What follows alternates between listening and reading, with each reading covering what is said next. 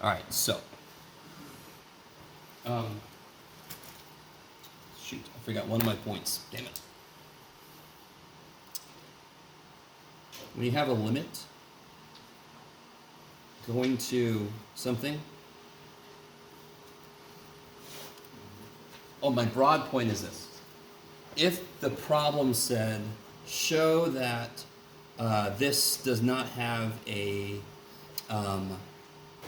show that the limit does not exist, yes? Then what am I looking for? Different paths to different limits. Oops, other way around. I'm going to get something that works. But it doesn't matter what. So what am I looking for? I'm looking for two paths that have different outputs, yes? If the problem says show that the limit does not exist, you're looking for the two paths. If the problem says find the limit, that is implying a limit exists. You guys see what I'm saying? So when do I find the two paths? When you're trying to decide something for this. You both answered. I have no idea what either one you said. What? So only do the two paths when the problem says find the. Show that this limit does not exist. Yes? If it says find the limit, what are you thinking? Trig identity if there's trig stuff. Factor if there's factor stuff. There's a problem with the practice test that reminds you about conjugates. Square root minus something, so you multiply by square root plus something, yes? Does that sound familiar? That was the limit idea. So all the same old limit stuff can come back. All the algebraic manipulations, trigonometric manipulations, yes? Psychological manipulations on my part. Yeah. Yes? I don't know if it's about this. Last time, when you were just talking after the quiz, you said there's some difference between if x and y goes to 0 and 0, or when x and y goes to like different values. Yes! It's like something differently with doing or doing. Stan, it's like I placed you there. Yeah, just, yes?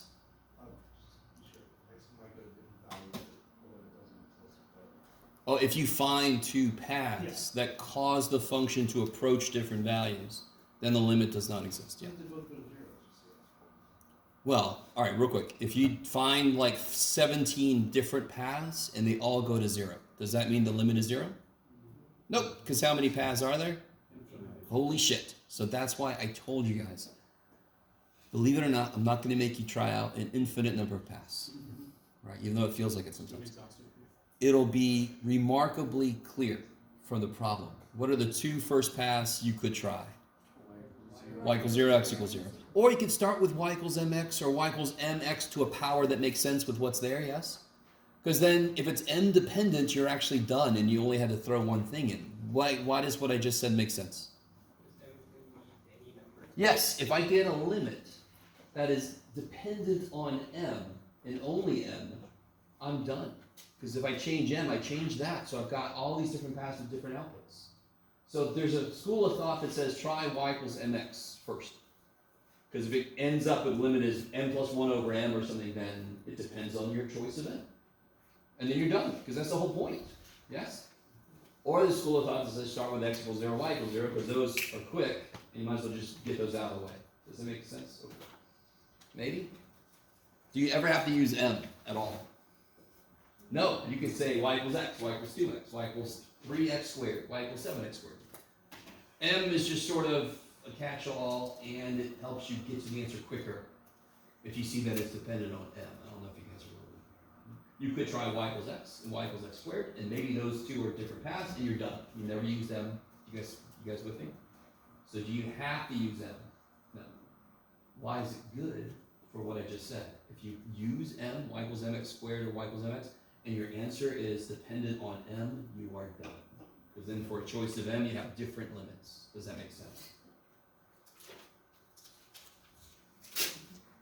Okay. I see in some of your eyes it did not, but all right. The other thing, did I make this right now? Yes, good. I'm trying to, it doesn't really matter. But can somebody tell me, why is this not a valid path? Why is that not a valid path? Or even this? Why is that not a valid path for this problem? Which means it's 0. Say again? The top becomes 0, which means no No, Is yes. X and Y are going to 1 and 4? Huh? 4 doesn't equal 1? Yes. Yes. It depends on m in that case. Yes. So that would only work if it was 0, 0, yes. So some of you guys are just using y equals 0 all the time, even if you try to approach something where y does not equal 0. So let me be more direct. Why is y equals 0 not a good path? Because Y equals 4. Because y goes to 4. Y goes to 4. So y equals 4 is valid because you're saying, let me just let y be there. And let me just let y get to where it's going. And then x is like, well, shit. And then you gotta, come on, x, I let y be there. Does that make any sense? You need your inputs to approach 1, 4. So what's one way to do that? Let x be 1 or let y be 4. You guys with me? You guys with me? The path, why did we keep using on the ones we chose? And it's partially, it's totally my fault that I didn't do an example that had a non-0, 0. That's kind of like the most common one you're going to see. But why was y equals mx always working? Why was y equals x squared working? Because it was going to 0, 0. So when x is 0, all the paths I chose, y would go to 0. Does it make sense? So would a valid choice be this? Is this a valid path to choose? Yes. Totally. Because as x goes to 1, what does y do? Goes to 4. There you go. Cool. So that is a valid choice. But y equals 2x, not. Does everybody see that? Because as x goes to 1, y better also be going to 4. Or you could say as y goes to 4, x better be going to 1. And if you choose a path where that's not true, you're going to find an answer, but it's going to be completely unrelated to the actual right answer. You guys at all with me? What's the another path gonna be? Like, we have to find. Oh, well, two easy paths would be, so this is one path. Another path would be x equals 1. Another path would be y equals 4. Yes? Oh, okay. Let them get to where they're going. Would it be like Y equals 4 mx? If that's What about y equals, say again? Like, is 4 the m in that scenario? Sure. Would you put like 4 mx? No, No? because then you're saying 8x would work, and that won't. Okay. Yes. What about this? Yeah, as x goes to 1, what's y going to?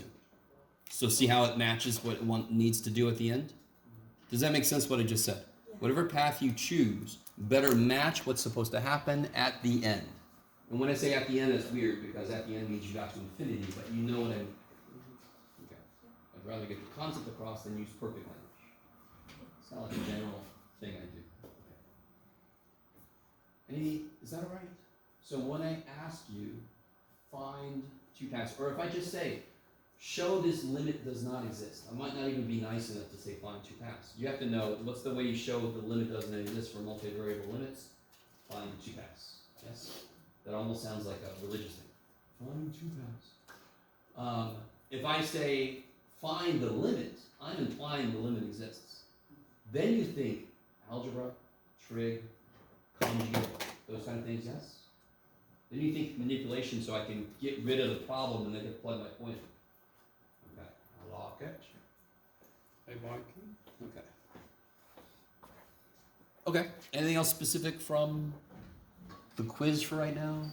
Who just came in, didn't get their quiz back? Hmm? Didn't win? Okay.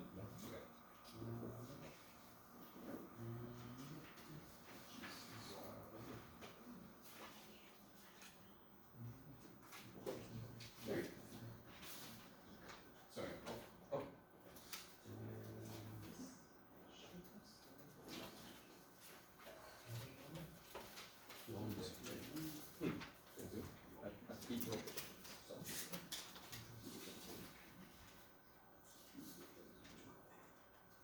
Anybody else? Four?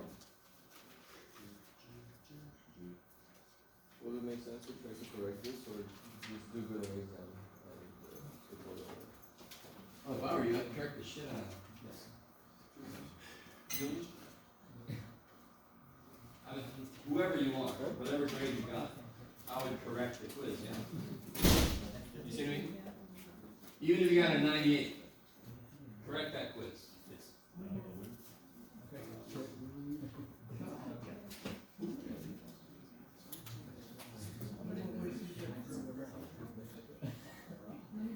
So guys, remind me how quizzes work.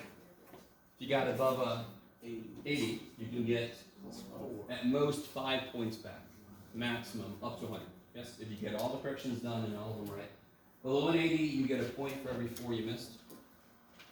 Yes, so you can do the math. If you can't, do it. Is that all right? And yes, I would, if you have time. The really great thing about quiz corrections is you're reviewing for the test, because the quizzes immediately apply to the test. And you're directly increasing your grade if you get some corrections right. So it's a dual purpose thing. It's crazy. Yes? Are the corrections due on Wednesday? Yes, corrections are always due the day of the next test. Yes. Now, if you can't quite finish them, you can give them to me later. The sooner you give them to me, the less late they are and the more possible points you could get back. But the later it is, the less total points you can get back. But you could give me quiz 1 corrections on the day of the final and still get some points. Yes, you could. If you got a really low grade, you got a lot of your corrections right, you can still get something. You guys see what I'm saying? Why do I do that? Because the final's cumulative. Anything you do to get ready to review will help you for the final. Yes. You were saying something about tests being higher score. And Yes, if you make corrections on a quiz and you score better on the test than the quiz, your grade can go up again, proportional to how many corrections you got right. What does that mean? My whole life is math. So if you got all the corrections right, Okay. I will make your quiz grade become the test grade. If you got half the corrections right, I will average it halfway. That's proportional averaging, yes. Does that make sense? So if And I will apply that, if there's multiple quizzes before a test, I'll apply it to the quiz that will help the most. That you'll get the most points. Yes? Does it make sense? You're welcome, by the way. Okay. you should take more I don't need you to thank me, don't get me wrong. It's fine, but I just wish some of my teachers had done that. Holy shit. Alright guys. Anything else from the quiz itself? Anybody need a copy of the practice test? Okay, hold on. How many do I have? I might have enough. Who again? Okay. And I don't know how to do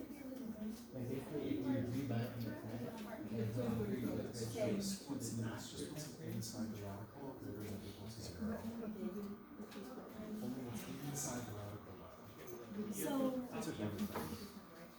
I told you. For some reason I didn't bring them. I don't have the blanks. I left them somewhere. So, I probably used. Oh, wait a minute. Did everybody just get a practice test? That I just gave stuff to? I actually have quiz right here. Hopefully, did everybody who just wanted a practice test actually get a practice test? Take a look. Yes? Okay, because on the bottom of that had spare quizzes. Yes? Is it the same as the practice test from Friday? Your practice test? Yeah. Yeah. Because we only have the one test coming up right now. Okay. Should say practice test 2. Yes. For this one, no. Yeah, no. I got an answer key. Yes. I have an answer key for this one. I'm not going to give it to you yet. So, if there's no other questions from the quiz, you can ask it whatever. I mean, what's today? What's happening today? Review. So I brought nothing with me except all the shit I graded. I brought nothing to talk about. It's all based on. That's not true. Nobody asked any questions. I'll ask myself some questions. But it's wide open to whatever you guys want to look at. Yes. What's your favorite dinosaur? Do you have Huh? your copy of the practice test? What do you mean? Like, the first practice test you did is for your disadvantage. No, that's what somebody was just asking. I do have the answers. Yes, I'm not going to give them to you yet. Yeah. Oh, sorry. I thought you had your hand up. Yes, you. I did. I have a question about 14.3 homework. All right. So we have a question 14.3. You guys all got my email about the first problem, yes? On the practice Yeah. test? Ignore it, yeah. I have websites, I don't know what number it is on them. But it's number 2 on the. Neato. Remember what I was asking you. 14.3 you said. It has like that cylinder graph, Not this one. no, This that one. one. Okay. All right.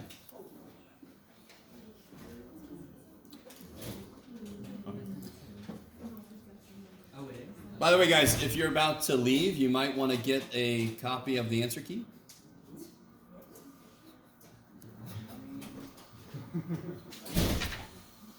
Whoever the other dude is, too bad. All right.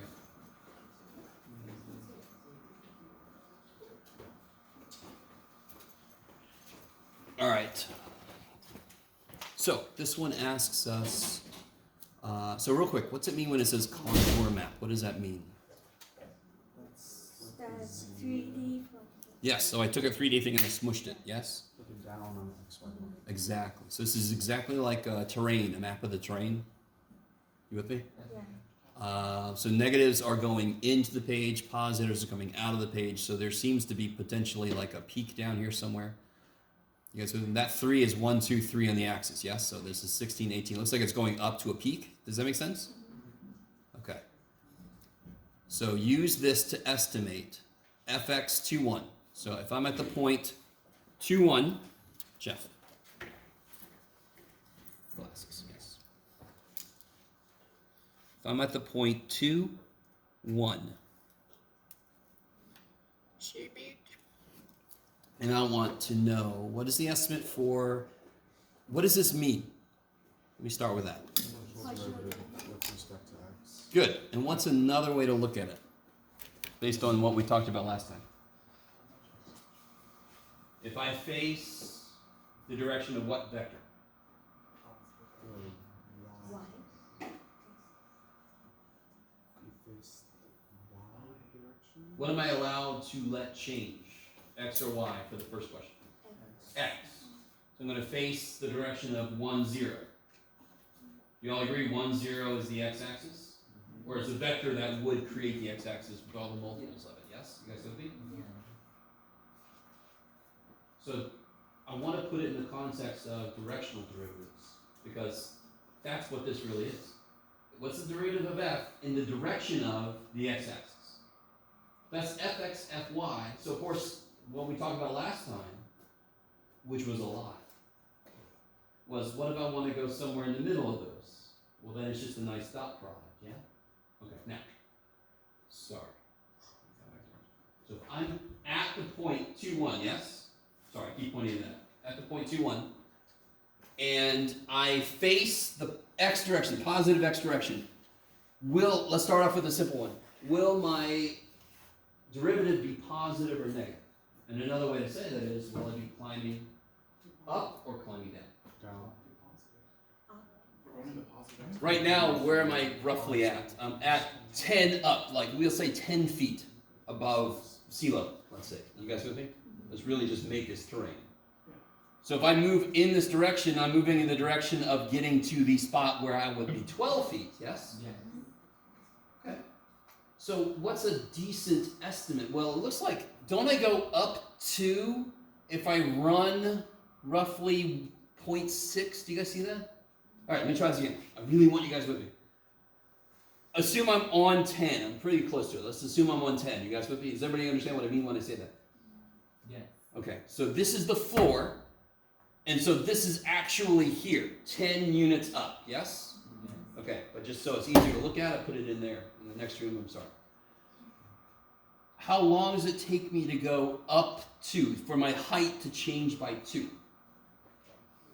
Roughly 1.7, 1.6, yes? Do you guys see where I'm getting that from? Did I go a full step to get to 12 from here to here? No. No. I went a little more than half a step, yes? So 0.6, 0.7. Did I say 1.6? Yeah. I'm sorry. 0.6 or 0.7. So how does slope work? Rise or run. I rose 2 as I ran 0.7 or whatever. So 2 divided by 0.7 is your estimate for what fx is. So fx literally means as I move in the x direction, what is my height doing? Change in height over change in x. That's what fx means. And I can get an estimate for it if they tell me a point to start at. Now let me see if I can get you guys with me on this. Do you all agree the slope of a parabola at the vertex is 0? And I'm talking about this for y equals x squared. The slope is 0 at the, yes. The slope over here is positive something, yes? We'll say at 1 is positive 2. Are you guys with me? So I can get a slope at a point. But what is it when I say what's the slope of y equals x squared? I just say what's the slope of y equals x squared? What would you say?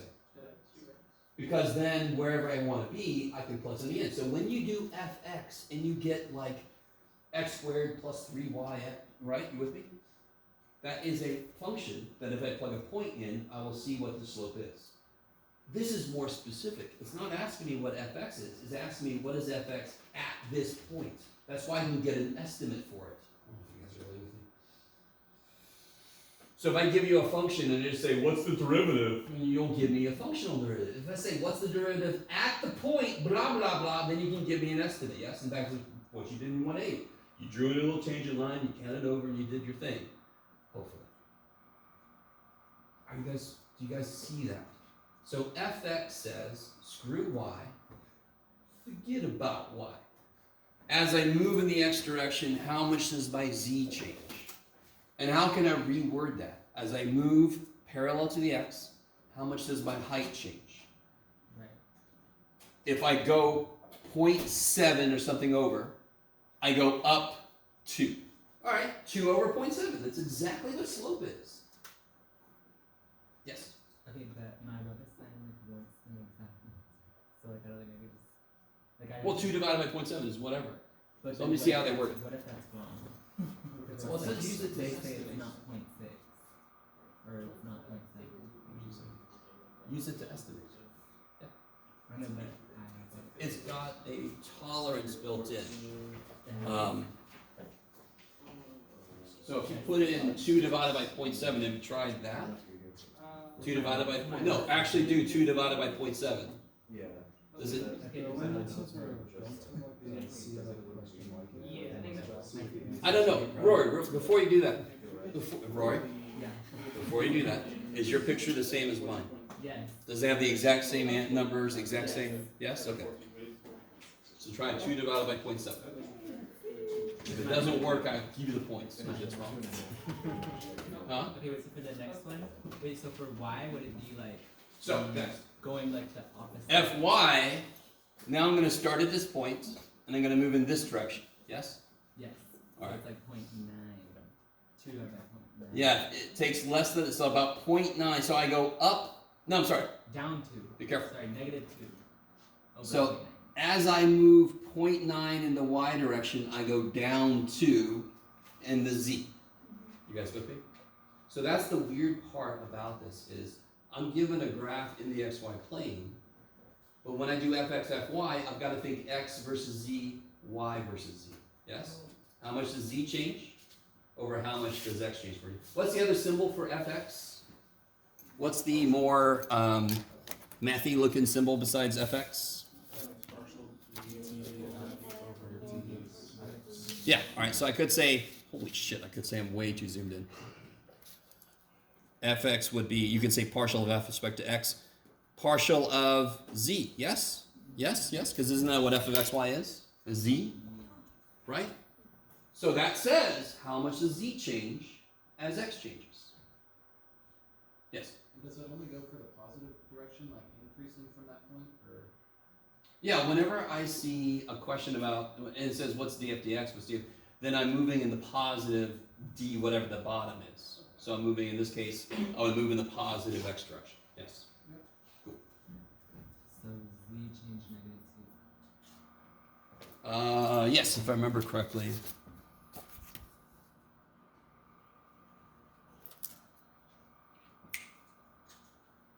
Yeah, z went from 10 down to 8 in 0.9. So I'd say it went down to, so it would be the height z changed by negative 2 as I went along the y direction 0.9. And that would be an estimate. Okay. Yes? it's got a decent tolerance built in because there's a few different ways you can do that. Sorry. If we get like a second to kind of get what you were saying, basically like in the y direction you go up, and then once you're up like 0.9, you get to 8. And Yes. z equals So eight. how much does Z change Z equals down over the to- course of how much did Y change? So it would be -2 Over 0.9. perfect and whatever the shit that is. Yes. Yes. Will there be a question like this on the exam?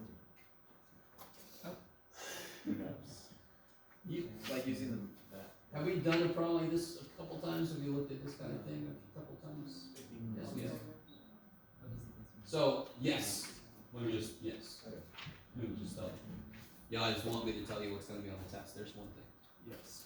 Yes. 'Cause this is a very fundamental, do you understand what these things mean? And I don't know if I could ever get you to understand it. When I do FX, let me see if you guys, alright. I'm gonna try this, and if it doesn't work, it's okay. I'm looking down at this, and the Z is actually up here, yes? If I do FX from this point, it's like me, can I do this without killing myself? Maybe. Me looking like this, up at this, and a plane here. So it's the XZ plane. And I'm just seeing what's the slope. It's exactly like frickin' Math 180, except I'm just looking at an XZ slice. That's sort of like what we do when we have a trace in the XZ plane, that kind of a thing. We've done that before. That's all FX is saying. And especially when it gives me a point, I'm like, okay, pretend like, now look at it like this is the X thing and this is the Z thing. What's the slope? That's all I'm doing. That's what I see when I look at that. Now, of course, you know, I play with this shit more often, but does that make sense what I just said? The really tricky thing with this kind of problem is your mind might start going to XY slope. You just have to remind yourself, Fx and Fy, that doesn't care about each other, they care about this variable versus Z, yes, versus the height. So one thing you're thinking is how much did my height change over how much did the variable I'm looking at change? Okay. What if I said, what's your estimate for going 45 degrees from here? If I start at the point 2,1 and I move in a 45 degree, roughly, angle from that. What do you guys think? Maybe it's 30, I don't know. It looks like I'm trying to say I would stay on this curve. Yes, if I move a little bit in this direction, I'm still on the same curve, so it would be 0. So there is a direction I can move where my derivative would be 0. In fact, that's what these lines mean, don't they? If I'm walking on this line, that means I'm not going up or down. And that's why, of course, why we have switchbacks. So you don't, if you go straight up, you're like, my Z is changing way too fast. So we have switchbacks on trails, so the Z doesn't change quite that quickly. Maybe? Screw job?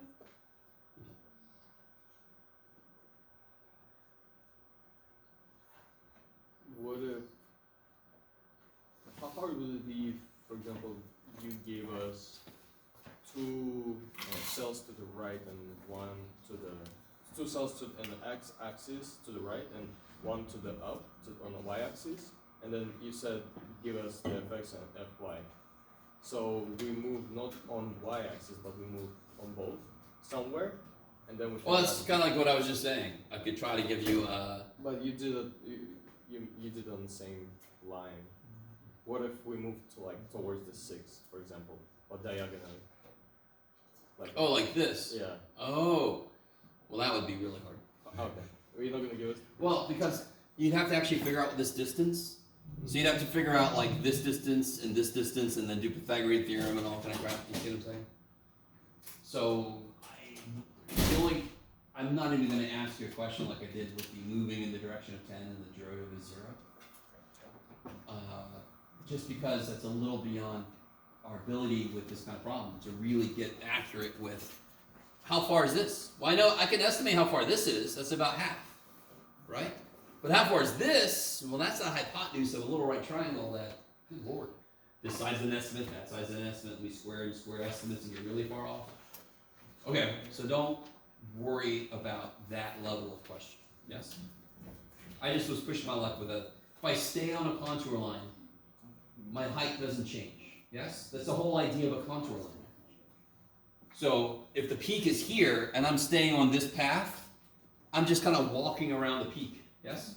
The mountain's doing this thing, and I got a little path here, and I'm just walking on it, and I'm having a great time because it's nice and flat, yes? And then I turn this way, and I'm like, oh! Okay. My legs. My stems. Is that okay? All right, let's not focus too much on this problem. Were those two questions difficult? Maybe at first you didn't know exactly what they're talking about, and you got to stay on yourself. What does fx mean? How much does my height change as I change my x? How much does my n of fy? Same thing. How much does my height change as I change my y? You can get an estimate, delta z over delta x or delta z over delta y. You guys with me? Screen jump. Okay. Yes. So, jumping ahead to what we did last time, if we find the vector from that current point to like one more in the x and one more in the y, we just dot those two products to find the change at 3, 2. Oh, if they gave me a vector, Right. then I could take my gradient and dot it with that vector, and that would tell me the derivative in that direction. Okay. So Okay. let's do this. That's the most recent stuff that we blasted through last time. I could have just, some of you guys would have probably preferred if I would have just defined gradient for you and blah, blah, blah. I just can't do that. I don't want to show you where things come from. Does anyone remember what the gradient vector is? So given fxy,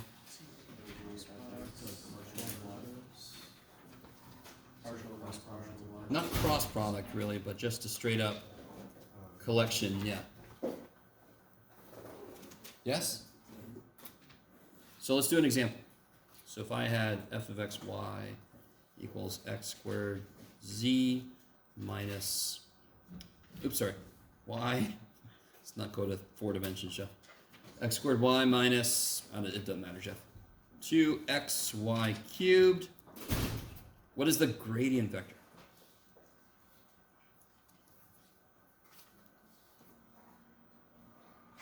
This isn't too bad, right? Let's do fx. What'd you get?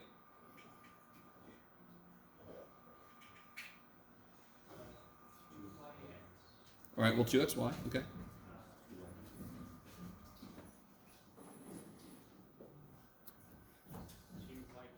2y cubed, yes. Is everybody cool with that? That's just fx. X is my variable, y is my constant. Now x is my constant, y is my variable. X squared. Minus 6x y squared. Cool. I love it. Now, real quick, I hesitate to bring this word up, but that is better than implicit. Implicit said, everything matters. Partial say, only this matters right now. Now only this matters. You guys see what I mean? fx, x is the variable, anything else you see is not a variable. It just comes for the ride, yes? Fy, y is a variable, everything else is not a variable.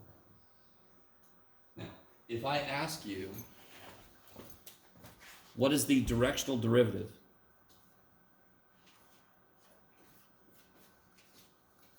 of f of xy at what, Jeff? I don't know, Jeff. 2, -1 in the direction of, woohoo! Wait, sorry. Zoom out of it. In the direction of, what direction you guys want to go? Give me 2 numbers. 3, 6, okay.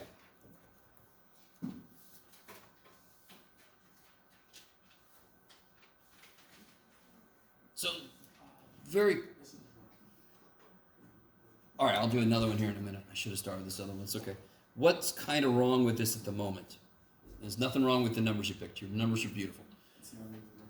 It's not a unit vector. Yes. Okay. So, first thing I need to do is make this a unit vector. Can you guys see if I'm trying to make this a unit vector? Can you guys see why this is perfectly cool as a first step? Do you guys all see that? If I divide it by 3, did I make it point in a different direction? I just made it smaller. And isn't that what I'm trying to do? I'm trying to make it smaller. Now I got smaller numbers to square and square root. Yes? Did I have to do that? No. But I don't want to square 3 and 6 and square. Screw that shit. I need you to see what I'm saying. The vector 5, 10. Does it point in the same direction as 1, 2? Yes. Yes. So the vector 3, 6 points in the same direction as 1, 2. Is it a unit vector yet? But now my next step is easier, a little bit easier. Got better numbers to work with, yes? What number do I need now? P square root of 5. Yeah, so I need the length of this, bless you, square root of 5. So what is my unit vector then? That's 3 over 5, or 1 over, Yes, be careful. Yeah, 1 over root 5. 1 over root 5, And then 2 over root 2 over root 5. Chboom. Let me stop for a minute. I don't want the length of the vector I'm given to influence my derivative, because then it's going to blow it up or shrink it out, whatever. It's not going to be correct. I just want it to be purely a direction. And what kind of vectors do that? Unit vectors. So I need 2 steps from here. First off, real quick, what is the overriding thing? How do I get the directional derivative? Do we have the gradient? Do we have the unit vector? What do I do with those to get the directional derivative? Dot product. From everything we did with dot products, that should only make sense. So let's see, if I do delta f at 2, negative 1, dotted with u. So now I see what else I still need to do. I need to figure out what the gradient is at 2, negative 1. Yes? And we know what the gradient is everywhere, so of course we know what the gradient is at 2, negative 1. Let me stop for a minute. So delta f dot u tells me I build from my building blocks, fx and fy, I build the derivative along that vector direction. Dot product makes so much sense for that. It just tells me those two, how much lies along this direction. Yes? So how do I figure out delta f 2, negative 1? Yeah. So this would be 2 times 2 times negative 1 minus 2 times negative 1 cubed. Where'd it go? 2 squared minus 6 times 2 times negative 1 squared. Oh my god. Oops. Yeah. And that would be negative 4 plus, wait, isn't it negative 4 plus 2? Negative 2, and then 8 minus 12. All right, let me stop for a minute. Wait, wouldn't it be 4 minus 12? I don't know. 2 squared? Oh, 4, I can't even read my writing. 4 minus 12, negative 8. Where did those numbers came from? The long Which ones? Long ones. Like 2 times. So we know delta, we know the gradient of f. So now I'm just plugging 2, negative 1 in, because I want to know at that point. Yeah. So this is kind of like when you did y prime in Calc 1. Then if I said, what's the derivative for x equal to 3, you plug your 3 in. Okay. So now that's that step we're doing right here. I want to know the exact derivative at this point, and what do I know? I know the derivative everywhere. Nah. So then I just plug that point in. And with your help, you got the numbers right, I think. That's negative 4. Wait, that's negative 4 plus 2. Yeah, okay. Plus you. So the last thing I've got to do now is take that vector I just figured out. That is delta f, and dot it with u.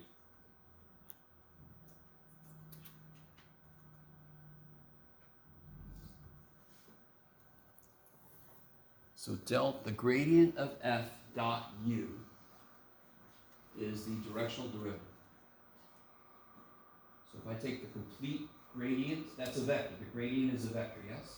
And if I dot it with a specific vector, it'll say, oh, this much of me lies in that direction. This much of me lies in that direction.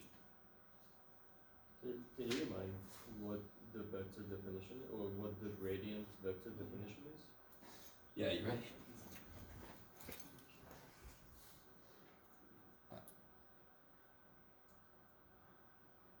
That's it. That's the gradient of a function, yes. So whenever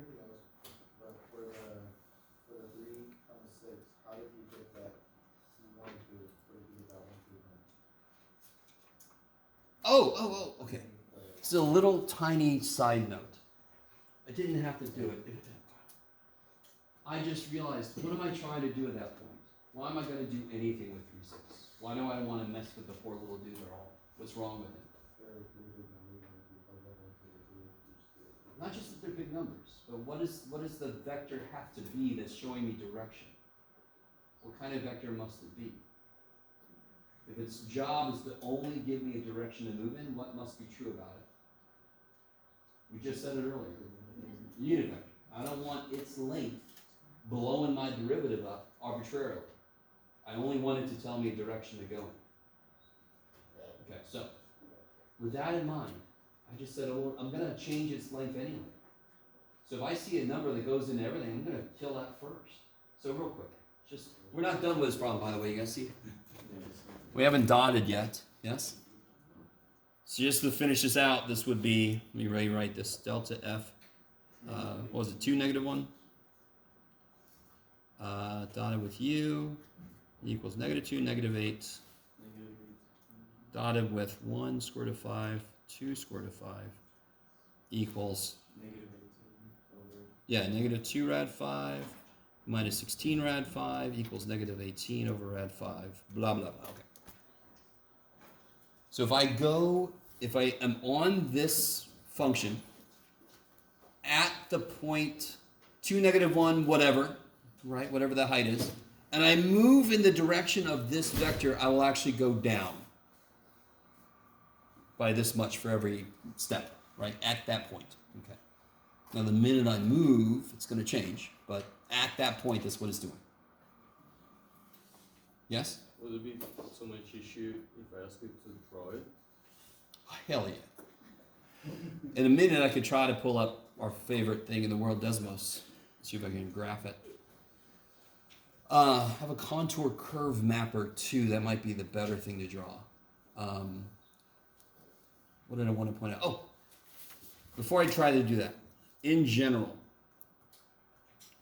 what is the definition of dot product using trig?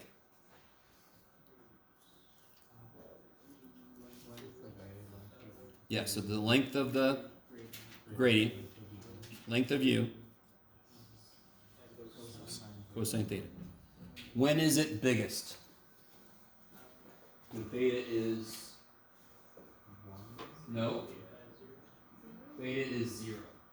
Because when is cosine biggest? All right, real quick.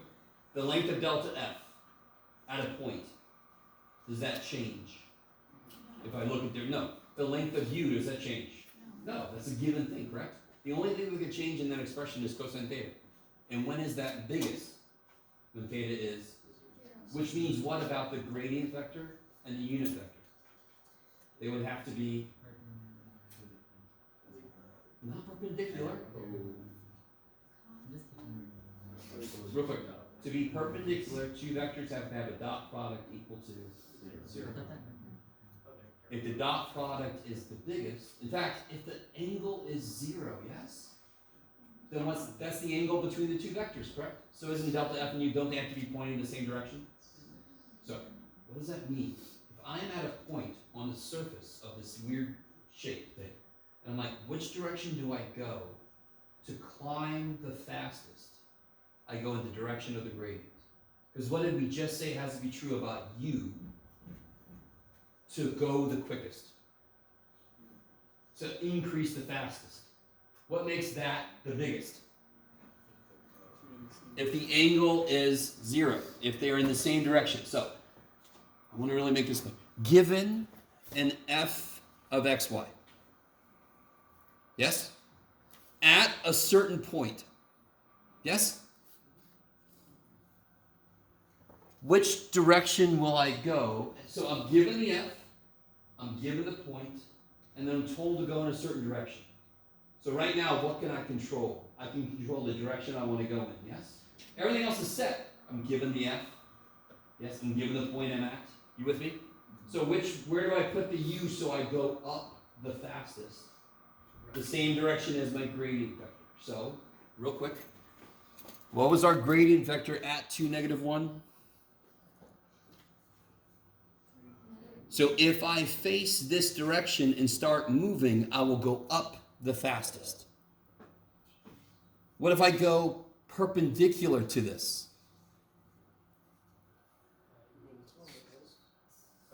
Which means if I'm going the slowest up, that means I'm not going up at all. Yes?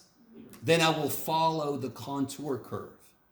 Like I said earlier, you'll actually stay on that curve. There'll be no change in height. Yes? Now, if I go exactly 180 degrees from this, if I go in the direction of 2.8, I'm going to go down the fastest. Right? There's always a fast way down the mountain. Don't want to take it too long. So I will try to pull this up here in a minute and graph it, because especially my contour curve, that would probably be really good to look at. So in general, if I ask you, which direction should you move to have your height increase the most for this function at this point? You just calculate the gradient and you're done. The gradient vector at the point is actually the direction you go in to increase your height the quickest. Why did this not come up in Math 180? Because Math 180, how many options do we have to move it? I can't go any other way. I'm stuck in this plane, yes? So this is not an analogy. This is not analogous to our Math 180. This is specifically something that you couldn't do at all in Math 180. Now, you could sort it out. I'm not going to try it. It's some weird shit you can do, but this basically is kind of like its own idea. Now that we gave ourselves another direction to move it. Yes? Maybe? Okay. Yes? It's been a while since I took Math 180. Is that pre-calc or is that calculus? Oh, calculus. Yeah, I'm sorry. Okay. Calc 1. I should just say Calc 1. Yeah. Cool. But some people took Calc 1 in different class, different college. Yeah. I guess we did the math on the gradient last time. To clarify, we have the 3D space like a field with a bunch of stuff on it, and we're in the middle, and the gradient will show us which direction in XY plane we need to go up the quickest. Yes. But like, how does it know? It's the way we constructed it. And we actually proved this to be true, and then we just continued the logic, yes? Together, we all suffered through me, which kind of captures a lot of what we did in this class. You all suffer with me through me trying to derive this. Once we get here, we know a lot of shit about dot products. So that's why we can then just take the next step easy. How do I make the directional derivative the biggest? I just make the angle 0. Then this output will be the biggest, yes? Is that its cosine 1? Yeah, make cosine theta equal to 1. Or the other. Because that's the biggest cosine could be. In the same way, if you want to get the hell down the mountain, you just go the opposite direction of that. 180 degrees. You all right? So the gradient tells us to go, let's say, what did we calculate it was? -2, -8. But the problem tells us to go into the direction of 3 and 6. Yes, totally. So That's why, real quick, what was our directional derivative? What did we get for the answer to this? That. It's negative, isn't it? Why is that not surprising? Because we went almost the exact opposite direction we should have to go up the fastest. So real quick, let's do this. Well, this is kind of silly. Do you see how this is silly? You're like, we don't even know what you're going to ask. What if I ask us to do all this but in the direction of -2, -8? Do you see why that would be silly? Yeah. Well, let's do it. So if I want to do this in the direction of -2, -8, well, first off, I have to make that into a unit vector, yes? Now, one thing I do have to be careful about, I should have been more careful earlier. You all understand that if you divide by negative, you completely change the direction your vector is pointing. So you do not want to do anything that changes the direction your vector is pointing. Does that make sense? So right here, would I divide both by -2 to kind of do what I did earlier? No, because now it's pointing the completely opposite direction. You guys see what I'm saying? So let's do this. we know the gradient at 2, -1 was, where'd it go? 2, -2, -8. So what if we move in the direction of that? What do I need to do with that? Are you headed out? Okay. You're like, I had enough of this.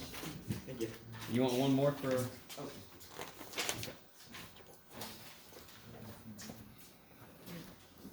So I want to move in this direction.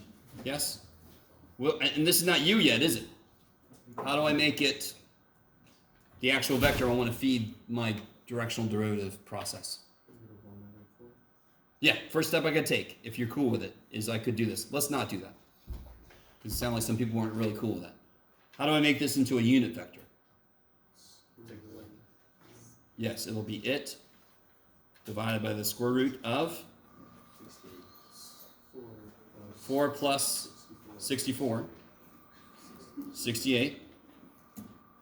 You guys all right? Which would be -2, -8 divided by 4 times 17, yes? It really doesn't matter. Which is -1, -4 over the square root of 17, which is what I would have gotten if I would have just killed it by a factor of 2 in the first place. Both of them. Yeah. Okay. You're welcome. I love it. If I would have chopped this down by a factor of 2, I would have gotten here, wouldn't I? Because what is the length of -1, -4? Square root of 1 plus 16, square root of 17. Okay, that's just a side note. If my whole point is to just get the direction, if I see any number that goes into both of those that's a positive number, I could just divide by that shit. Is this a different vector from this? Do you agree that this is a different vector than this? Of course it's a different vector. Why do I not care? That's the whole point. I want to make a different vector. I want to make a vector that's in the same direction, but with a length of 1. So I'm going to divide by something, aren't I? Divide by its length. So to make my work easier, I'm going to divide by any whole number I see that goes in. Do you have to? Did we do it here? No, and we're good. You don't have to. Okay, enough. Sorry. So now if I take -2, -8, dotted with -1, -4 over the square root of 17, what do we get? Yeah, I get 2 override 17 plus 32 override 17, which is 34 override 17. Now, if I really wanted to, and I don't think I need to, if you made this -2, if you made the vector in the direction you want to go -2, -7, would you all agree that's really, really, really close to going -2, -8? That's really almost the same direction. If you did all the same damn work, you would end up with a slightly smaller number. And you can see it very quickly, in fact. What am I talking about? If I put a -7 there, sorry. If there was a -7 here in the first place, wouldn't this number be a little smaller? So then wouldn't this number be a little smaller? And so wouldn't the result be a little smaller? So that is the biggest derivative value I can get, is to go in the direction of my gradient.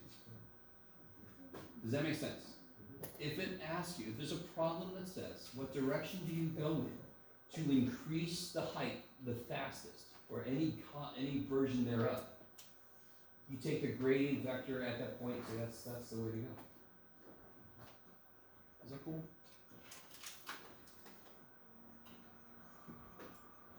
And of course, how would I go down the fastest? Or would I go in the direction of? +1, +4 over rad 17. Because that would make this become -34 over rad 17. So that's kind of like the biggest, steepest slope right there. Yes? So obviously it depends on your surface, how different it is. How much it goes up or down. How steep the incline is. Okay. Maybe. And in the end, the scalar gives us what? That's kind of like saying the derivative, the slope of y equals x squared at the point 1 is 2. It's the same idea. So that tells me how quickly my height is increasing as I move in the direction of that vector. I see. Yes. Okay, maybe, is that okay? So, if I took 2, -1, and I plug it in my function and I get a number, and then I take 2, -1, and I add this to it, and then I plug that shit in, how different will they be about this much? That's how different, if I move in this direction from that point, that's how different the outputs will be. And that's exactly what I did with my Calc 180, my Math 180 Calc 1 students. We did an actual concrete example. We theoretically see that it changes by 3 meters per second. Well, what if I let a second pass? And we get 2.98, and like that's close to 3, isn't it? Well, there you go. Maybe. Why wasn't it exactly 3? Because the minute you move away from the point, the slope changes. So of course it won't be perfect for big changes. Okay. Maybe. Is that okay? Relatively, that work is not that involved. It's definitely a lot less bad than you might have thought based on my last lecture. Because the derivation of the idea takes a long time. Yes? You all were there. Most of you were there, you know. But then when you get to the end, it's kind of beautiful.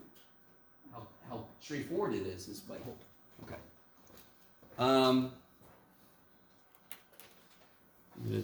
What you guys got? You have another thing you want to move to? We can do it.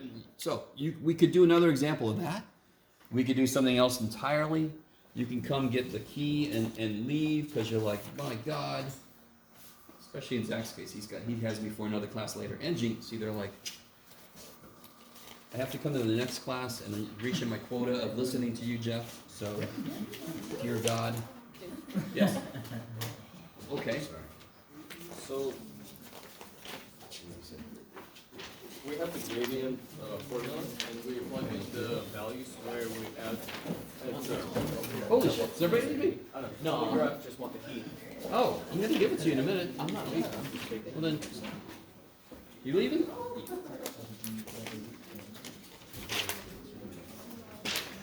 Thank you. Anytime.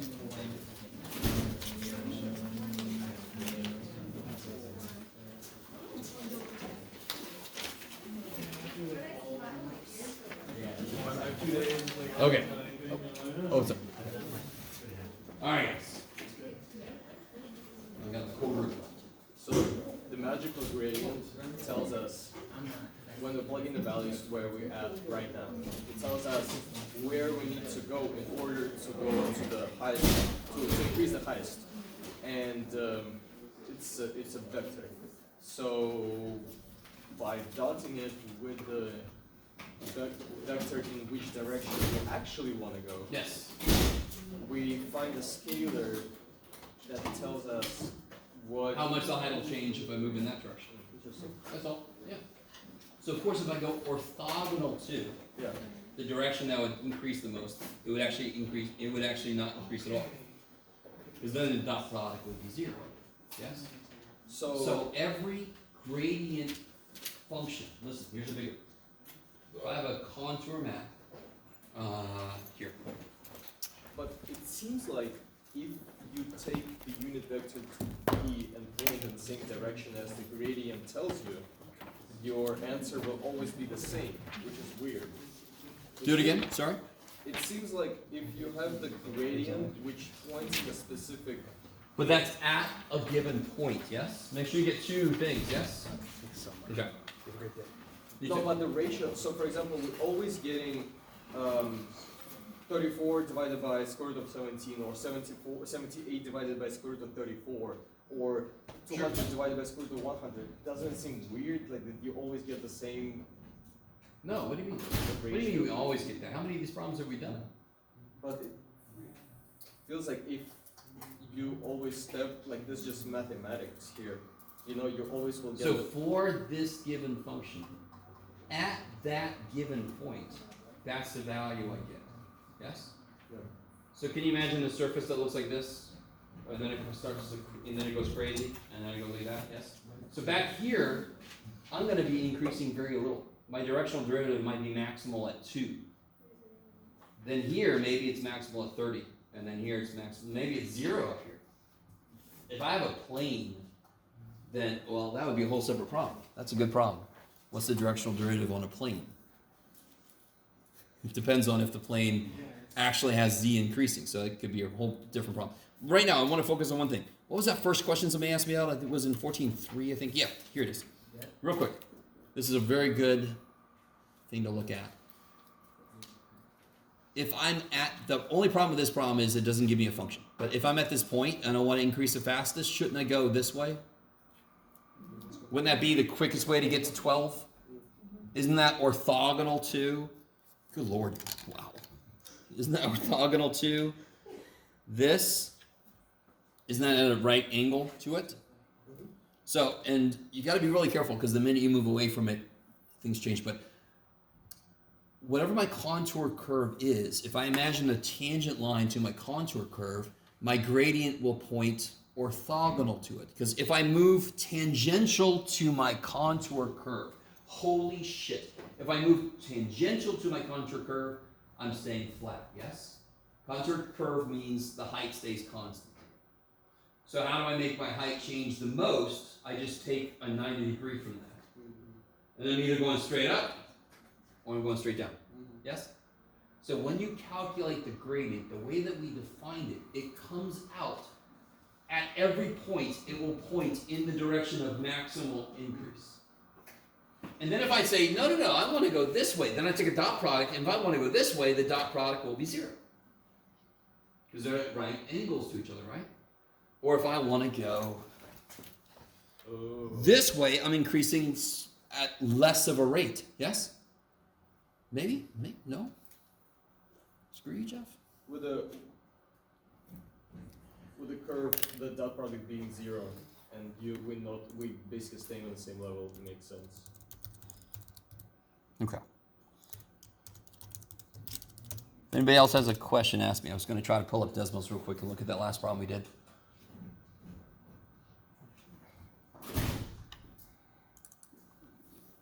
Yes. It's not directly homework related, but I was wondering if we could get the corresponding chapter sections for each of the problems to make studying easier. To do the what? To where? For the practice test. Say it again. Each of the chapter sections. Oh, I have the freaking clue. Sorry. No idea. So, so a while back I checked out my reviews, and one of the funniest reviews I had was somebody said, he's literally there just to teach us the concepts. I was like, hey, why didn't I get a 5? What the shit? So I very often, especially for practice, and when I'm lecturing, I completely understand you might want to ask me, hey, what section are we in? Practice test, if you want to ask me individual questions, together we can figure out where it came from. I don't have that mapping. It just definitely comes from one of the sections from within. I totally get what you're asking, but to be really honest, that's part of studying is figuring out where this came from, what section had this idea in it. But I would definitely do that if you had a question on where did this come from, where did this come from? I could tell you which section they would come from. Yes? Okay. All right. Let me see. If you have another question, ask away while I try to pull this up. And it could be a cool website with all of the lines, what connects to what. Yeah. Oh, here we go. This is good. All right, let me see if I can put this in here. What was the, do you guys have that problem with you right there somewhere? The, X squared. yes, x squared y. Minus 2xy cubed. 2xy cubed. Okay. So k equals 0. So this is building traces. Do you see? That's kind of nice. I like that. It's not quite doing what I wanted it to, though, is it? Shoot. That would be level curves. Okay, what I want is contour curves. Did I put something up here for that? No. Shoot. Anyway, I could try to look that up here in a minute if you want me to. That's kind of nice for like traces of the function at different heights. It's not really going to show us what we want though.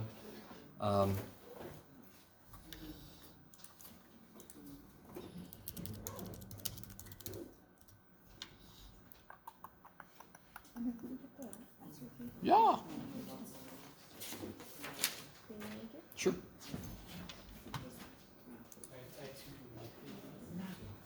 Oh, here we go. Perfect. Sort of perfect. Oh, okay.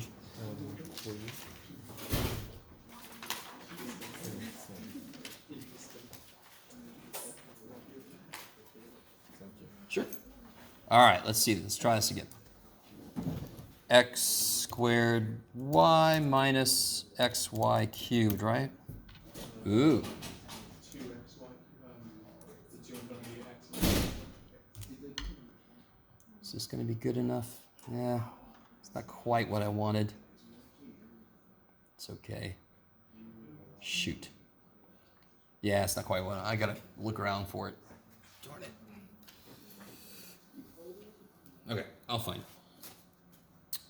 Eventually. Does anyone else have another question? From the practice test, from... Here, let me just go ahead and give the rest of you guys this answer key, so... if you want to. You got one, right? You got one, yes.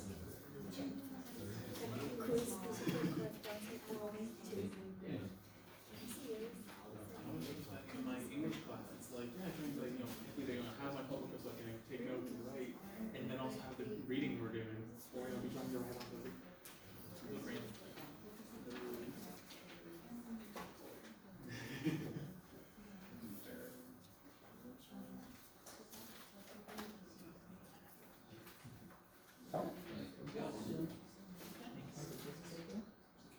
Oh, you were? No, don't rip through that file. Yeah. Confidentiality and all that stuff. The quiz do different Corrections? Do, please.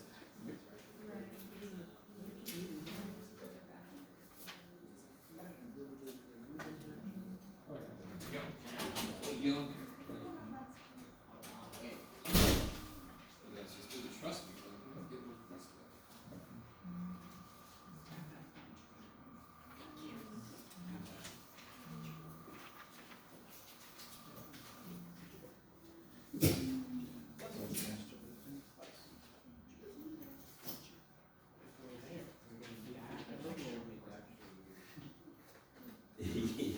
What you want is a true contour map. I just can't think of where my contour mapper is. But I can see it from this. If you go in that direction, you will get the heights. It is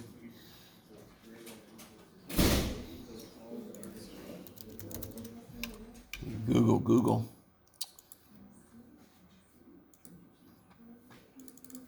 Oh yeah, the last one, we can do that together if you want to. When I went to the problem, I kind of mixed two problems. I'm sure you guys have done this. And when I realized I did it, I'm like, I'll just do it in class. So if you look at the very last problem, which is number 10, which is from the book. When I went to the book, I mixed two pieces from two different problems together. And that's what I started to do. And then I was like, if you've never done that before, you're lying. So that's okay.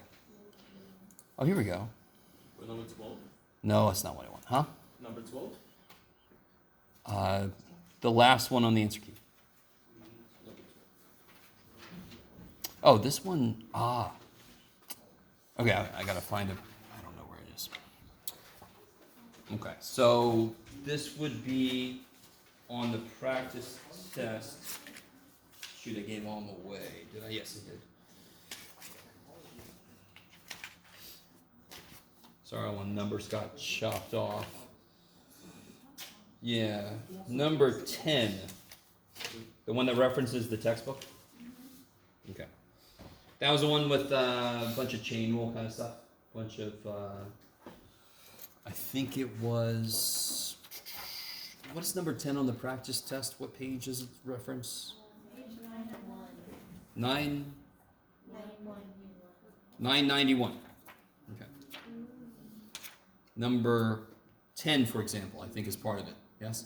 Yes. I put these with this, and I was like, okay. And again, if you've never done that, congratulations.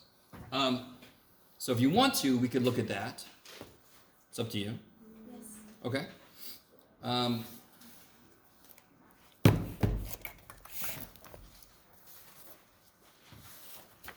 Sometimes I don't know if you guys believe me. Anything relative to this test you can ask about. It's amazing. It can come from anywhere. You could just say, hey, remember this weird thing we did? Can you do an example like that? Or it could be very specific. Number 20, part C, number 2. Yeah, okay. So this one says z equals x squared sine y. Come back to me. There we go. And then it says x is s squared t, y is st. And it wants me to find dz ds, partial as z with respect to s and partial z with respect to t in 2 different ways. So we'll do it the more direct way, or I don't know if you call it direct way. You guys remember how to build dz ds? What is z directly dependent on? What variables? X and y. It's directly dependent on x and y, correct? So here's how you build everything you need. So it's directly dependent on x, but what is x dependent on? Yeah, in fact, in this case, I want to know just about s, yes? So I'm holding t constant in this, yes? Jeff. And so what's the other contribution come from? The other variable, and the other variable also depends on s. Now, real quick, if y equals t, what would the partial y respect to s be? If y equaled t, what's the partial y respect to s then? 0, beautiful. So then that part would be zeroed out, but you don't have to know that ahead of time, it would just happen in the middle of things. So both x and y are dependent on both s and t. So if I change s, y will change, yes? And if I change y, won't z change? So do you see how this is just saying, how much does z change as I change s? Well, if I change s, x will change, and if x changes, z changes. Or, if I change s, y will change, and if y changes, z changes. It's just capturing all the different parts that could contribute to my height changing. And these are partials multiplied by. These are chain rule. This is just the chain rule a few times. This is literally just the chain rule, yes? My outside function is x, my inside function is s squared t. So the derivative of z with respect to the outside function and then with respect to the inside function. I just remember in the homework I was doing it like all the little curly v times a straight v. Oh, sure. That would be if this would be didn't depend on more than one variable. X depends on both s and t, yes? Yeah. So in order to get this derivative, I have to hold one of them constant. So when should I have a partial dude? If it requires me to hold one variable constant. When am I required to do that? If I have more than one variable. So if x equaled s squared, it would be complete dx over complete dx. Right? If there was no t involved. Do you guys see what I'm saying? Maybe. Screw you, Jeff. So the partial is used when my variable is dependent on more than one other variable. Then I must hold one constant to see what the other one does. That requires a partial sign to tell everybody, hey, this is not everything this guy could do. Yes? So that tells me, when I see this, I'm like, oh, there's another variable that contributes to x. The minute I see this notation, I know that. I don't even have to see the function. Whereas if I saw just a complete d, then I'm like, oh, then it only depends on x. You're welcome. So what do I have to figure out to do this? Well, I have to figure out each of these things, yeah? So dz dx. What's dz dx? 2x. Yep, 2x sine y times dx ds. 2st. Now, some of you guys are the constructionist approach, meaning you would figure out this by itself, this by itself, this by itself, and then throw it all back together. There's nothing wrong with that. That's beautiful. Just be careful when you throw it back together, it gets thrown in the right place. Yes? But these are not that difficult. I don't know if you guys agree with me yet or not. I know partials are relatively new to us, but I think relative to implicit differentiation, they are much nicer. So that's why I think most of us should be able to kind of latch onto them quickly. So what's the partial of z with respect to y? X squared cosine y. Good. Times the partial of y with respect to s? T.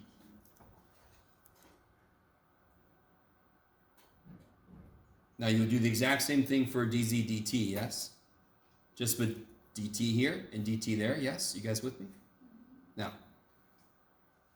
there's another way to do this. So this is the answer, yes? That is the answer. What is the other way to do this? Well, wasn't z x squared sine y? Yes? But what was x again? X squared t, yes? And what's y? Oops, Jeff. St. Now, you could then do the partial of z with respect to s plus the partial of z with respect to t. Do you guys see how I'm kind of like eliminating the middleman if I just plug this shit directly in? What is z dependent on now? S and t directly, yes? And then I could do the partial of z with respect to s would have a lot less going on for it, yes? It would be the partial, well, I could just do it. I don't know what I just said, but I could just do that, yes? You guys kind of with me? And again, I can make this s to the 4th t squared sine of st. Can you guys tell which way you like better? I like the middle one. Hell yeah. This is gross, isn't it? What would I have to use here? That's right. I would have to use something. I'd have to use product rule, yes? So I would do 4s cubed t squared sine st plus s to the 4th t squared times derivative with respect to s, right? T sine st. Now if I go back up and I plug s squared t in for x, and I plug st in for y, I should get the same thing I just got here. Where did my cosine go? Oh, here, Jeff, cosine. So this time I did the derivative of sine 2t, which is, sine st, which is t times cosine st.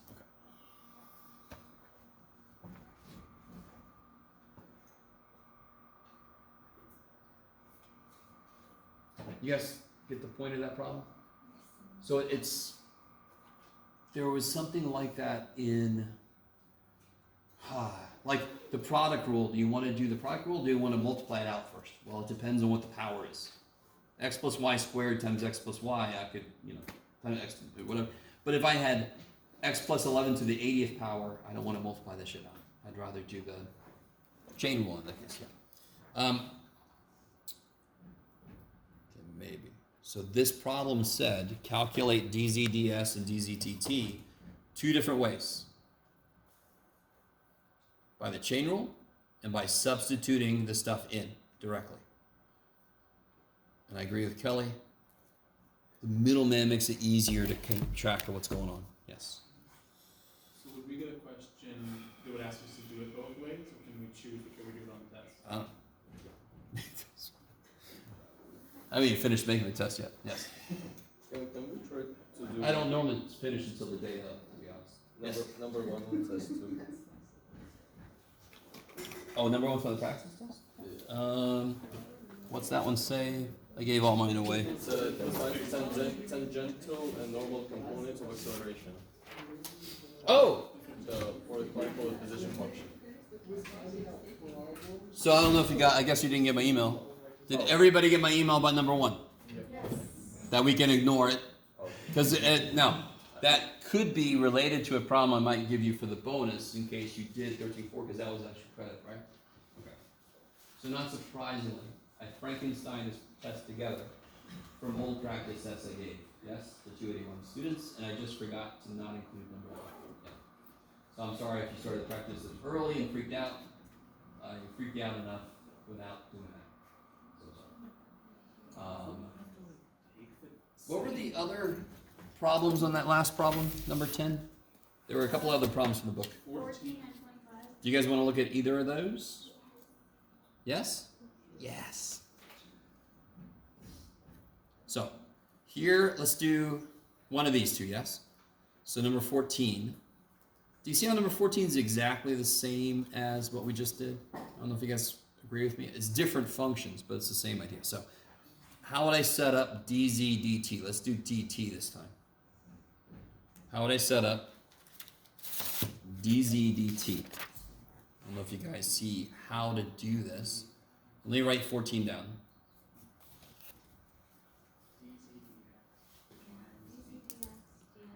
Yes, hold on. Let me get there. Let me write it better.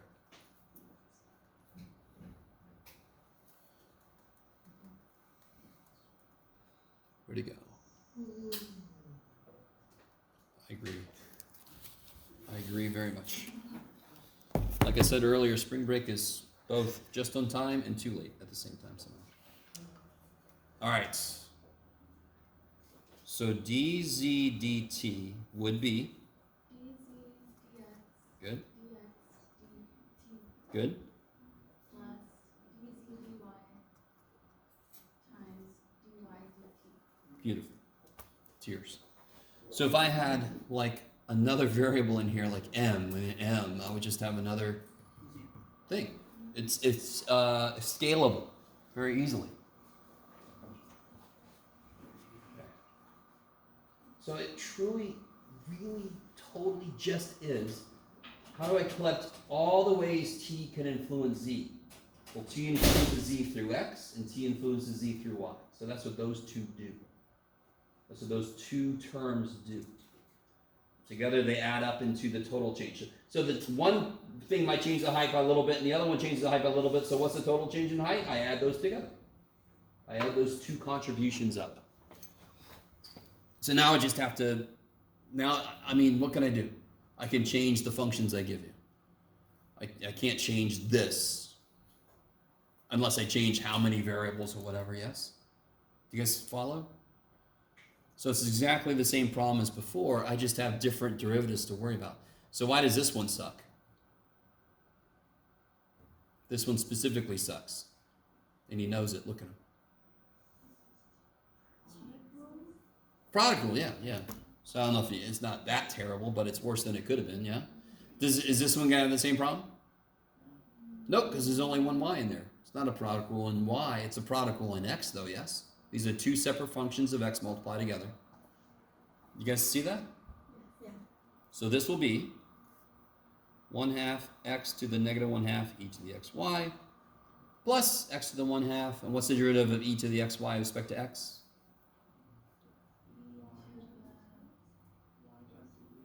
Yes. Chain rule, derivative of xy is y. With respect to x, right? Is everybody okay so far? That was just the first piece. What's dx dt? That's the real MVP. What is it? Sorry? I know, this is an S, yes, not a 5. Sorry. dx dt is? You could do it. What's the derivative of 1? 0. What's the derivative of st with respect to t? S.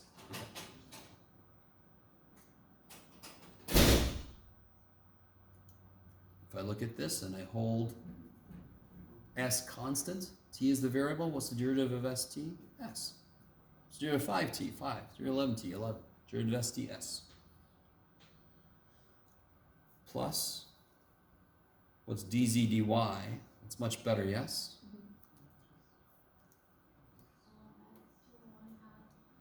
Yeah.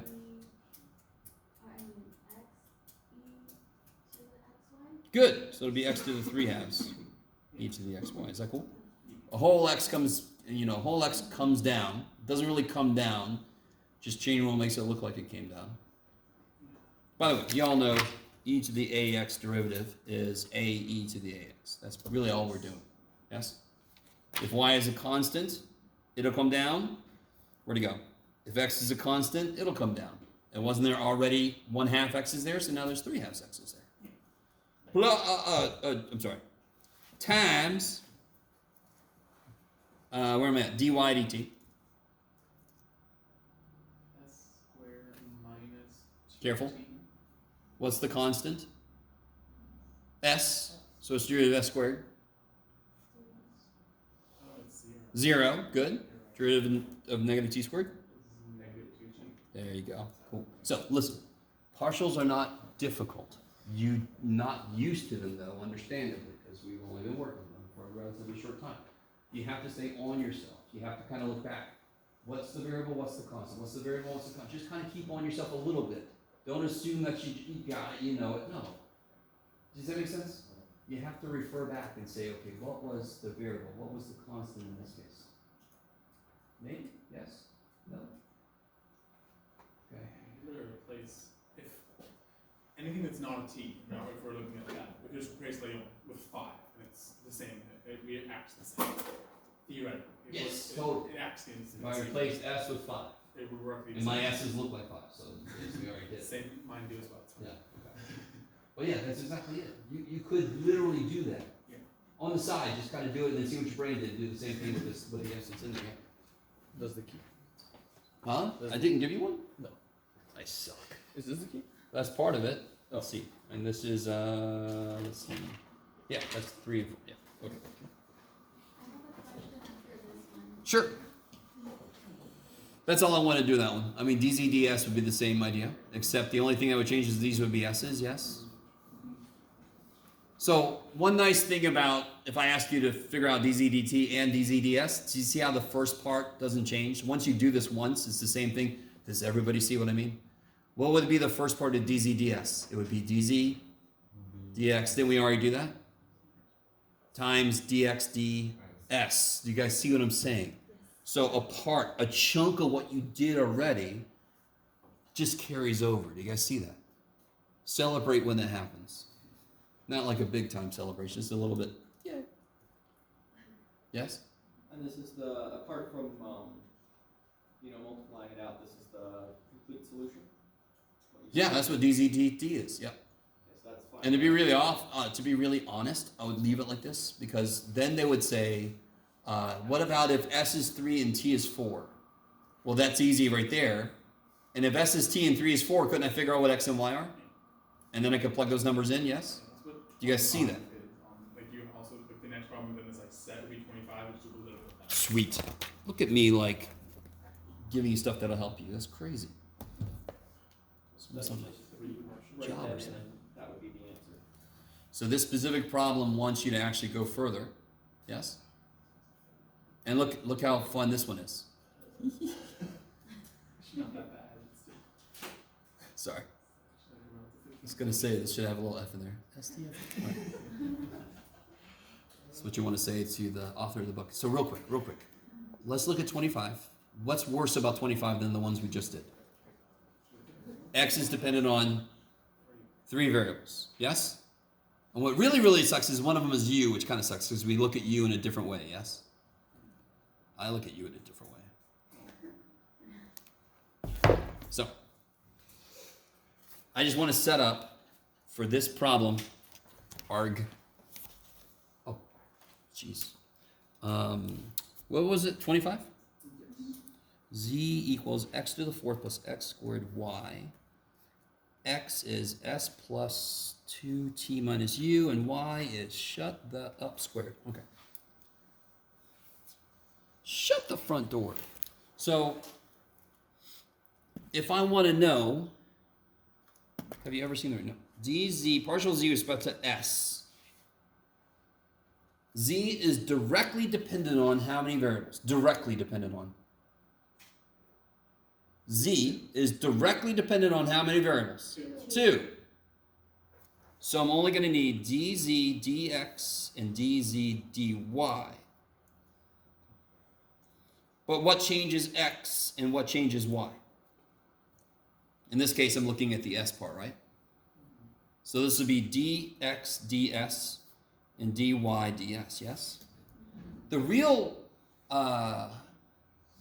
thing about this is I do dz ds, dz dt, and dz du. But do you see how they all have the exact same form? Because there's only two variables that z directly depends on. So we only have two parts. And then I'm either going to do dependent on s, dependent on t, dependent on u. So what's dz dt going to look like? Just like this, except t instead of s, yes? So again, I'm going to have these things figured out already, and they're going to show up in the next two problems. Yes? I don't know if you guys are really with me. Okay. That's always nice when you have some shit you got to do, and it's used again and again. You're like, oh, good. It's got more reason for me to have done that in the first place. So what is dz dx?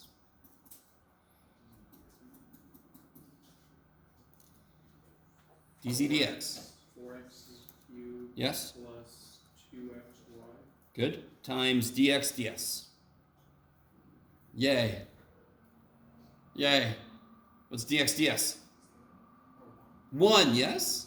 What's the only thing up there that matters? Except for the fact that I'm lagging in real life. That. And what's the derivative of a variable? 1.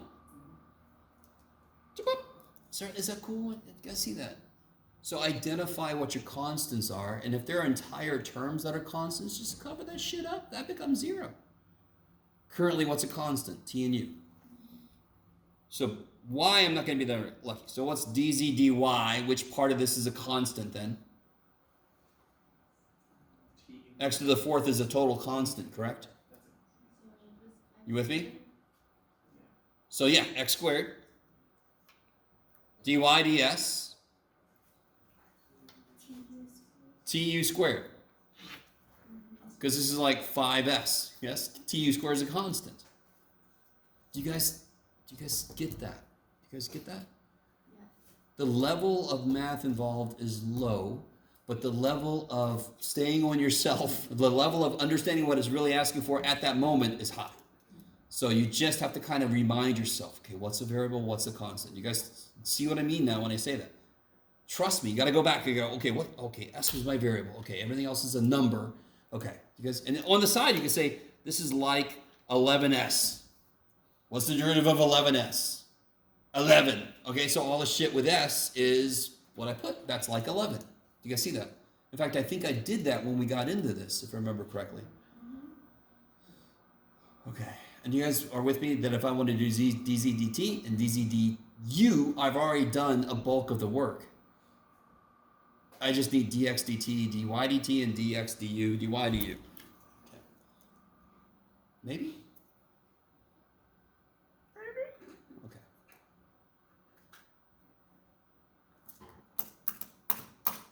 Okay. Maybe.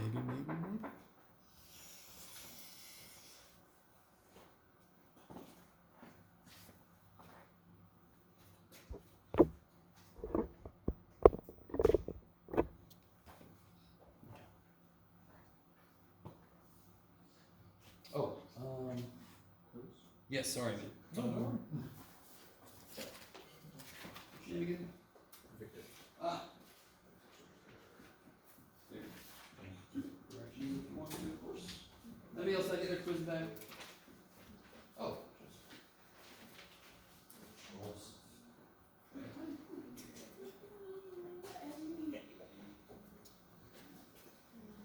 Not a great thing to thank your creator.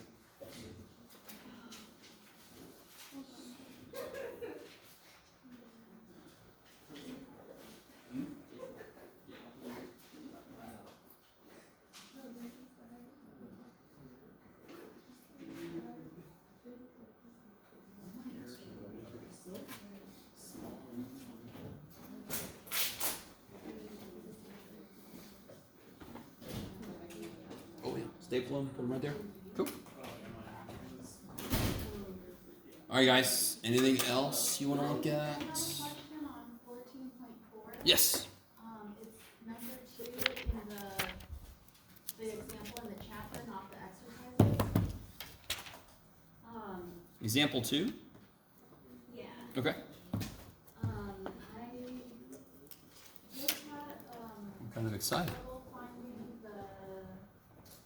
where it says find the linear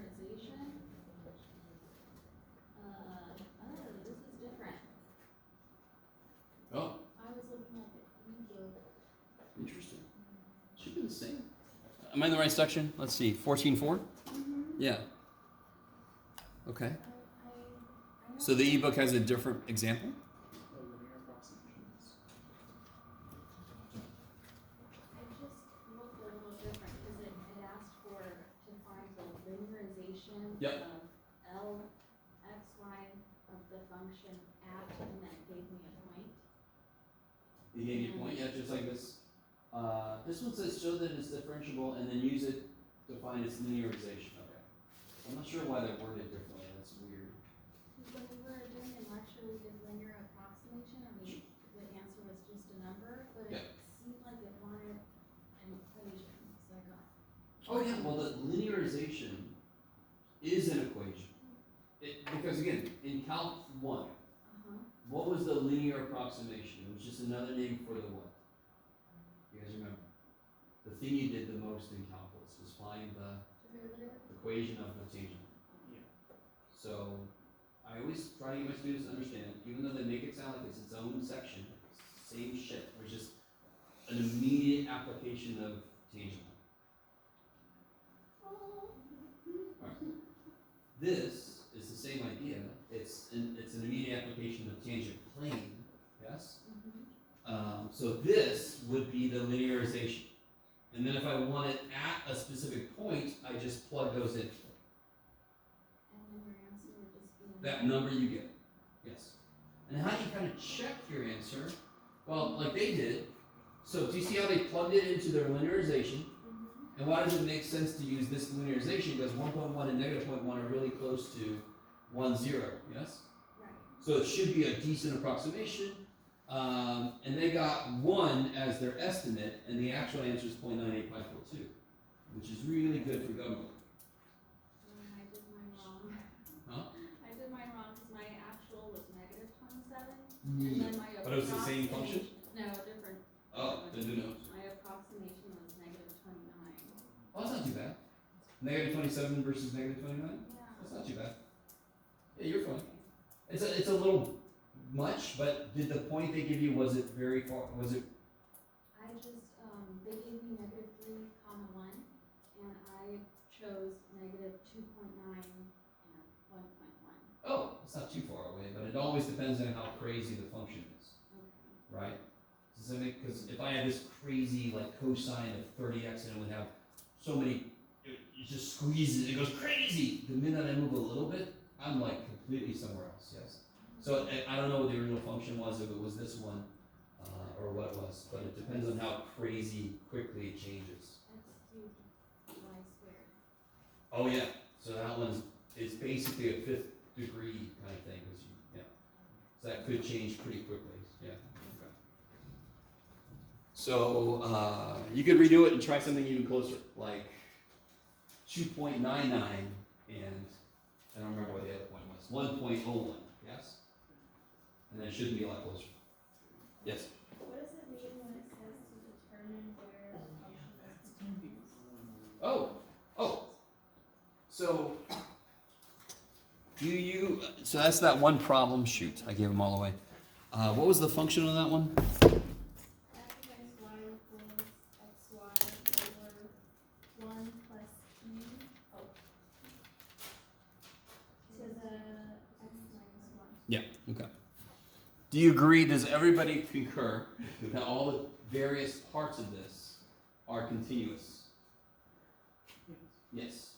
Okay, so for a function that is the quotient of two functions, it just has to be, all the functions involved have to be continuous, and what's the one extra thing it's gotta meet? Bottom can't be 0. Yeah? Does the bottom of this ever equal 0? What would it take? Do you see what I mean? So if I just ask you, where is this continuous? An example from Math 180 would be sine x over x squared minus 5x minus 4. Yes, or plus 4, yeah. There. And I say, where's this continuous? Well, sine is continuous everywhere. The polynomial on the bottom is continuous everywhere, yes? So the only place this could have a problem is at the bottom of 0, then I factor and you get where it's from. You with me so far? No? Okay.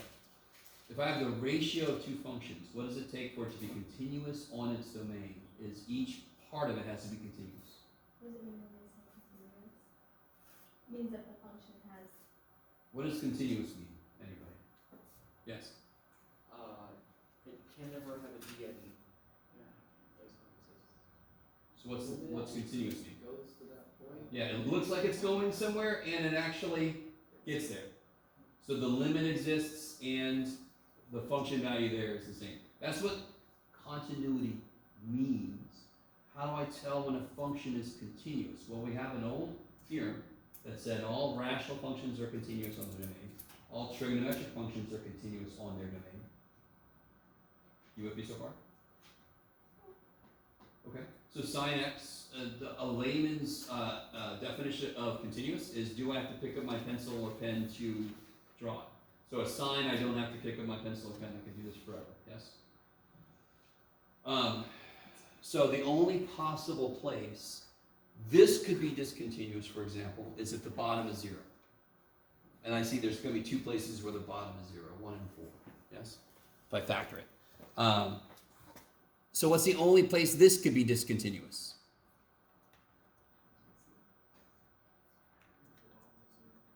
Yeah, if the bottom is 0. What's it take for the bottom to be 0? E to the power has to be -1. Is that possible? No, e to a power cannot be negative. How do you guys know that? Why am I assuming that you know that? Can you draw e to the x in the air? Like you just don't even give a shit. Yeah, okay.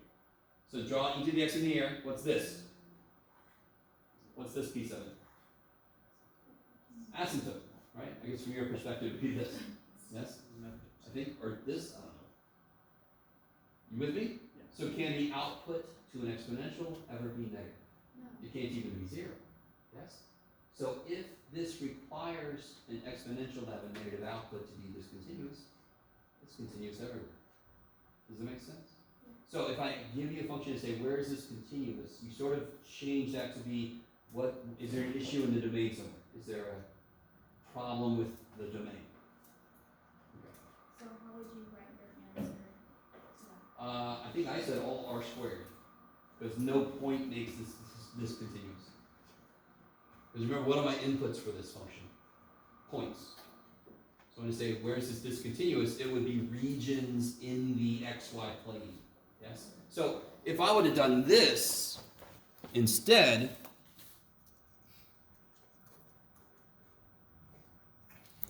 now that gets more interesting. I don't know why Past Jeff didn't make it this. So then it would be discontinuous if this is true, which means it's discontinuous if this is true. And what do I raise e to make the output 1? And when is x minus y equals 0? When y equals x, yes? So where would this function be discontinuous? All the points on the line y equals x.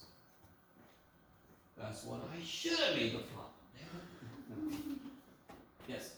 How would we show work on something like this? So just show our calculations of how to make. Yeah. What does this show me?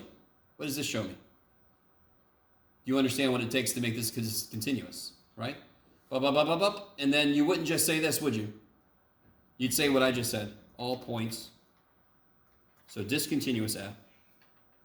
All points on y equals x. So if I were to graph that function along the y equals x line in the xy plane, above it I would see something weird happening to my function because it's discontinuous there. It'd either be doing this kind of weird thing or something else.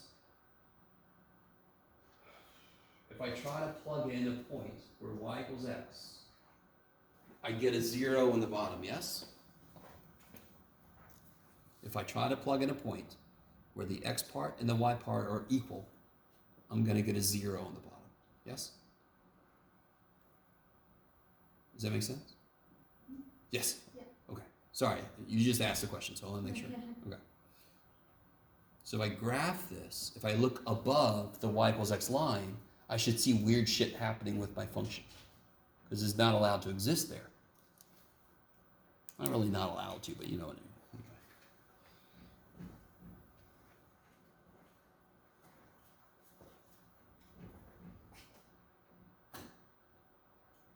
Okay. Yes? Small point of note. So just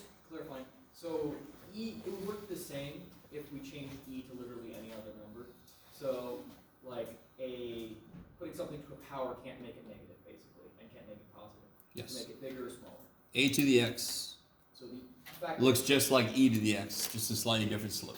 yeah, the fact that it's e isn't the important thing. No. The fact that the variables in the power is the important thing. Yeah. Thank you. You're welcome.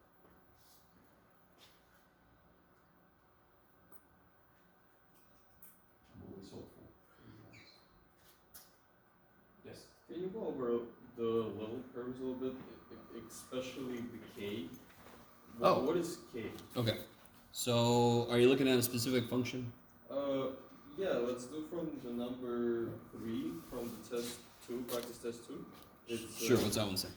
x squared minus y squared. It's fxy. Oh. Okay. So, all right. The graph we looked at in the book a couple times with all the squiggly lines in 10 to 12 and so forth, yes, to figure out the fx and the fy. That is those are level curves. That and the little numbers that were put next to it were the values of z. Mm-hmm. So that's all k is a specific number that I plug in for z. So it's kind of like I have this function that exists. It's like that the thing I pulled up that wasn't quite what I wanted, that had the curves that were kind of like floating. If I take this function and I chop through it at a certain height, and then I see what does that look like, that cross section, that's a level curve. And well, if I push it into the xy plane and I indicate how tall it is there, that's a level curve. That's like a topographical map. Yes? Mhm. So if I just pick z to be k, I could be smart and call z k squared, but no, let's not do that. So what are good numbers to pick for k? So now you get to pick numbers for k. Let's start with k equals 1. What kind of graph is that now? It's not a circle. Hyperbola. Exactly. Very quickly. If I told you that 2 positive numbers add to be 10. 2 positive numbers add to be 10. What's the biggest number either one can be? Almost. You can do it. Come on. 2 positive numbers add to be 10. Give me one set. 1 and 9. What about 0.1 and 9.9? What about 0.01 and 9.99? So what's the biggest either one of them can be is almost 10. Yes? When I add 2 positive numbers, isn't the output contained? So ellipses and circles, would you not agree with me that the graph is contained? Is it allowed to go off crazy in all directions? No, it's not allowed to go off crazy in any direction. You with me? If I tell you that the difference of 2 positive numbers is 1, how big could either number be? What's 3 minus 2? What's 30 minus 29? What's 3 billion and 1 minus 3 billion? Are the numbers contained then? So that's why it does this shit, and it goes, I can go forever. Yes? That is the difference between when I have a plus in it, it's either a circle or an ellipse, because it's contained then, or when I have a minus, it's not contained. That's why it turns around. So this can't go outside of here, and this can't go inside of there. Okay, maybe, because x squared minus y squared equals 1 says, no, you can't, x and y can't get closer than 1.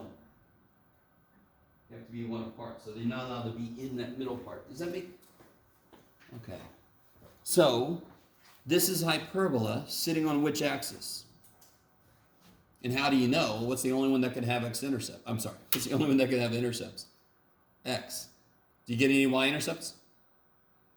Can negative y squared equal 1? Only if you want to use complex numbers, and you already told me a while back you didn't want to. And I don't blame you. So this would be at 1. You don't have to be perfect. So this would be k equal 1. There's the associated kind of like ellipse in the middle. Yes? Maybe? So what if k is 4? So this would be x squared over 4 minus y squared over 4. So I'm going to go 2 away from x, yes? So now I go 2 away. And again, I don't need a perfect if you really wanted to make a perfect hyperbola, you would also go 2 up on the y-axis, and then you make your little asymptotes. I don't know if you guys remember doing this. But I mean, I don't need it to be perfect. So this is k equals 2. And you can see if I would just keep going out. Now, sorry, go ahead. 4, sorry. Thank you. Because they didn't square it. That would have been smart. That's too bad for me. K equals 0, what would happen?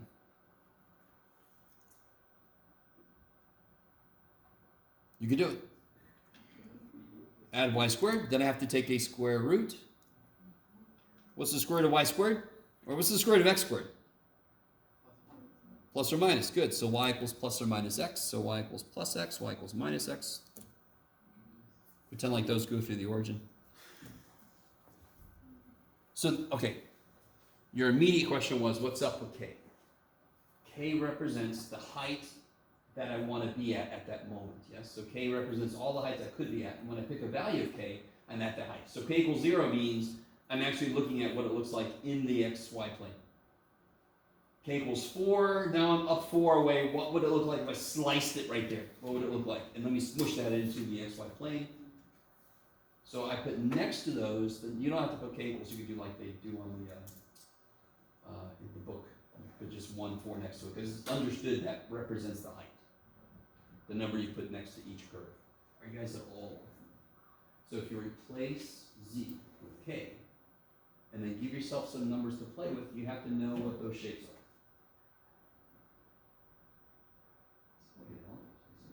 It is.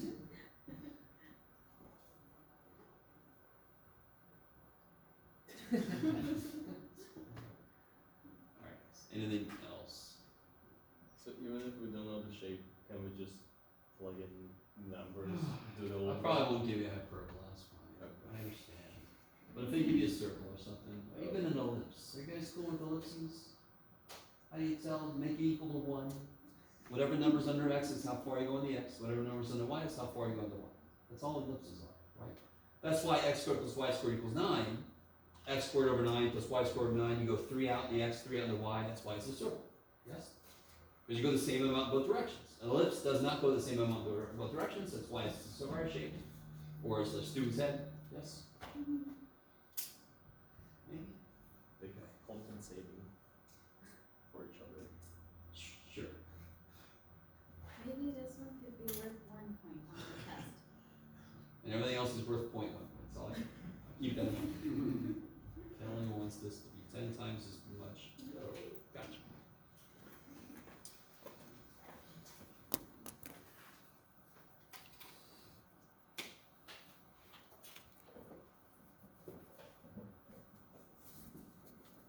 Okay. Now, just to point something out, how important is k? It isn't. It's just kind of sitting there, and then I put a number in for it. So do you see how I really wouldn't even need k? I just pick values for z and understand that I'm at that level. So in one sense, k is unnecessary. But they just want a general form for any trace, right? Any level curve. Yes.